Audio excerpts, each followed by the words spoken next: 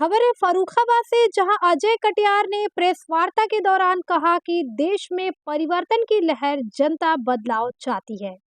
खबर को विस्तार से जानेंगे, लेकिन उससे पहले लेते हैं एक छोटा सा ब्रेक। इस खबर के प्रायोजक हैं फास्ट को। जल्दी हो जाना तो फास्ट को बुलाना। बाइक से लेकर लग्जरी कार, सेल्फ ड्राइव पर उपलब्ध। ग्रुप ट्रेवल के लिए लग्जरी बस भी उपलब्ध।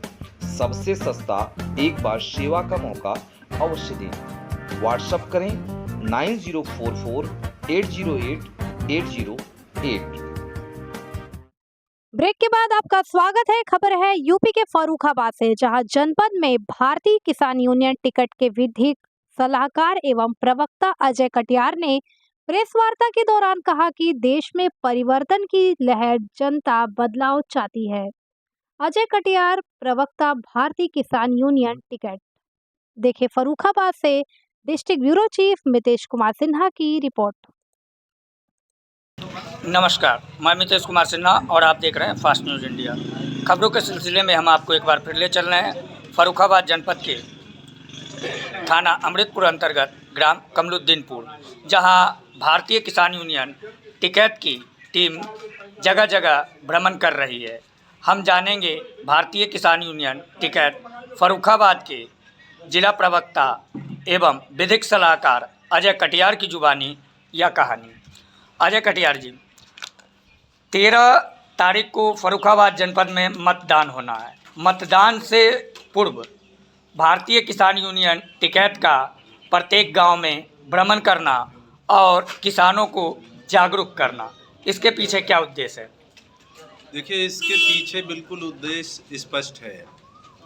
किसानों की अनदेखी इस सरकार द्वारा किसी से छुपी नहीं हुई। आपने पीछे भी देखा होगा 2022 में जब 13 महीने का आंदोलन चला था आदरणीय राकेश टिकैत जी के नेतृत्व में, तो हमने 3 काले कानून इस देश के प्रधानमंत्री श्री नरेंद्र मोदी जी से वापस कराए थे।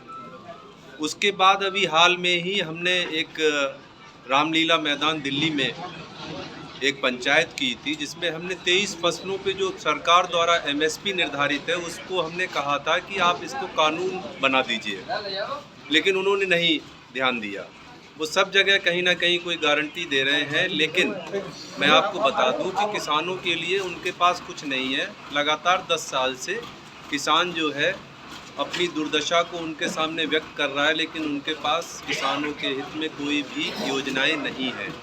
अब किसान अपनी किसान सरकार बनाना चाहता है, उस सरकार को लाना चाहता है जिससे उसके जो कष्टदायक दिन है वो दूर हो। कष्टदायक दिनों की अगर हम बात करेंगे तो इस श्रेणी में हम आपको बिंदुवार बताएंगे कि किस तरीके से किसको कष्ट नहीं पहुंचा, किसको तकलीफ नहीं पहुंची, और आज जो परिवर्तन की एक लहर दिख रही है वो उसी का परिणाम है। इस बिंदु में हम सबसे पहले आपको बताएंगे कि जब नोटबंदी हुई तो वो भी आपको ध्यान होगा कि 2022 में प्रधानमंत्री जी ने कहा कि आप आपदा में अवसर ढूंढ लीजिए। तो जब नोटबंदी पहली बार हुई तो इस देश में महिलाओं, बच्चों तक के पैसे 500, 1000 के नोट निकल गए। तो एक बहुत बड़ी आपदा महिलाओं के ऊपर आई। दूसरी अगर हम बात कर दें तो जब कोरोना आया तो कोरोना में प्रधानमंत्री जी ने कहा आपदा में अवसर ढूंढ लीजिए। आपने जो वैक्सीन दी उसके दुष्परिणाम आज स्पष्ट हो रहे हैं कि तमाम लोग आकस्मिक मौत के शिकार हो रहे हैं हार्ट अटैक से। ये भी एक बहुत बड़ी आपदा। ऑक्सीजन के अभाव में ऐसा कोई हिंदुस्तान में गांव नहीं था जिसमें लोगों की मृत्यु ना हुई हो।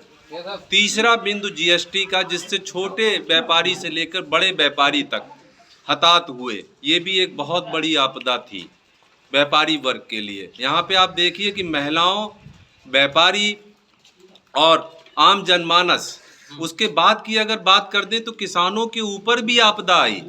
कैसे आई? जब 3 काले कानून बने तो किसानों ने 13 महीने तक दिल्ली को घेर के रखा, और जब 700 किसान शहीद हुए उसके बाद इस सरकार ने उन कानूनों को वापस लिया। तो एक ये आपदा किसानों के ऊपर भी आई। लगातार कहीं ना कहीं किसी न किसी तरीके से जनता इस आपदा रूपी सरकार का शिकार हो रही है। अब ये स्पष्ट हो गया है कि कहीं भी किसी भी तरीके से, अग्निवीर योजना की आप बात कर लीजिए, 4 साल का कर दिया है। इससे युवाओं का भविष्य खतरे में हो गया। ये भी एक युवाओं के लिए आपदा साबित हुई। प्रधानमंत्री जी बिल्कुल सही कहते हैं कि आपदा में अवसर ढूंढ लीजिए। अब आम जनमानस, महिलाओं, बुजुर्गों, किसानों, नौजवानों ने आपदा रूपी सरकार से आपदा में अवसर ढूंढ लिया है। अब वो परिवर्तन करके मानेंगे। इस सरकार की विदाई तय है और आप ये मान के चलिए कि 1000% तय है। आपका कहना है कि सरकार की विदाई तय है। आखिर कौन सी सरकारी, केंद्र सरकार या राज्य सरकार? देखिए, अभी तो बात केंद्र सरकार की हो रही है क्योंकि अभी लोकसभा के चुनाव हैं और लोकसभा चुनाव के जो परिणाम आएंगे जिससे नई सरकार किसी अन्य की बनेगी, निश्चित रूप से किसानों के हम आशान्वित हैं कि निश्चित रूप से किसानों के हित में सरकार काम करेगी। अगली जो आएगी निश्चित रूप से। उसके बाद जो 2027 का चुनाव होगा वो इसके बीच का जो सेटअप होगा उसको देखकर निर्णय लिया जाएगा। आपने एमएसपी पर बताया, जबकि विशेषज्ञों की राय है कि अगर एमएसपी लागू की जाती है तो 25% महंगाई बढ़ सकती है। इस पे क्या कहना? देखिए, महंगाई कौन बढ़ा रहा है? महंगाई आप देख लीजिए। जो इस भारतीय जनता पार्टी ने जो इलेक्टोरल बॉन्ड के माध्यम से चंदा लिया है, कभी मेडिसिन कंपनी से लिया है, कभी किसी अन्य कंपनी से लिया है, तो इस चंदा के एवज में उन्होंने छूट दे दी है इन लोगों को। आप दवाइयों के दाम देख लीजिए, 400 गुने, 500 गुने, 600 गुने।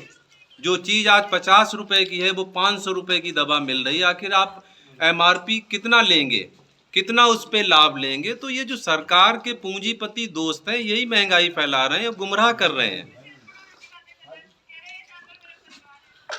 किसानों की ऐसी समस्या से जुड़ी हर खबरों को हम दिखाते रहेंगे। तब तक के लिए देश और दुनिया की खबर के लिए देखते रहे fast news India. Bureau report, फर्रुखा।